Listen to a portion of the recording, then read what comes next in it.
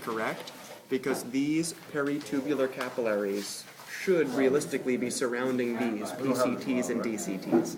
But to make it easier to see the capillary bed, they just show the capillary bed on its own. But the fact that it's up in the cortex, it has to be the peritubular capillaries. Then, this capillary bed here would be the vasa recta, which makes sense because vasa recta is always in the medulla. And once you're below this borderline here, you're in the medulla. Now again, realistically, these vessels should be surrounding these loops of Henle. But to separate, so you can see things clearly on the model, they show the loops of Henle separate from the capillary bed. But just even by location alone, we know this has to be the vasa recta. Also, notice how relatively straight the vessels are for a capillary bed. They're much less branching and weaving like a typical capillary bed does. So hence the name. Recta means straight, so vasa recta, straight vessels. What about these two right here? Are these the Technically, that's also the beginning of peritubular capillaries, but I never ask it there because you're not really seeing the full capillary bed. You're just seeing the initial branching of the arteriole.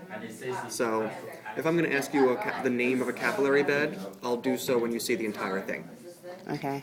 These are the glomerular capillary? Yeah, otherwise known as just glomerulus. And of course, what are then these cell types wrapping around those? Podocytes? Podocytes. So this is the foot processes? So yeah, these little yellow fingery projections there are the foot processes. And you know how the yellow don't really completely press against each other? There's little gaps. The little gap is the red squiggling line. If you were asked, what is that space represented by the red line? What is that? Filtration slit, because it's the space between the podocytes. Okay. And one more thing, interlobular arteries. Okay. We can see them a couple of places, here or here. The idea is that the pyramids are lobes, so that would make these vessels interlobar, between these lobes. All these little circular beige structures that you're seeing here and over here are then the smaller lobes called lobules. Anytime you see an artery or vein going in between those, then it's interlobular. So what I usually do is I'll always ask it on its largest place. So for example, notice here's interlobar, but where else is interlobar? Where do you see also a vein or an artery running along the edge of a pyramid? No, these? Bigger than that. Here, right? This is a pyramid. So here's interlobar again. Okay.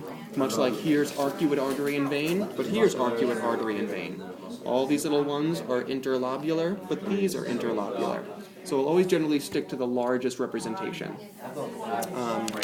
Then, for example, what is the capillary bed you're seeing inside these two little cups right here? Got these. Same as this, right? So if you already knew this was the glomerulus, well, so are these, because this is just a zoomed-in view of this. Right? And are you going to ask us the whole region, like to say, like, to identify like a nephron? Are you going to ask us, like, what would make that? I mean, it's hard.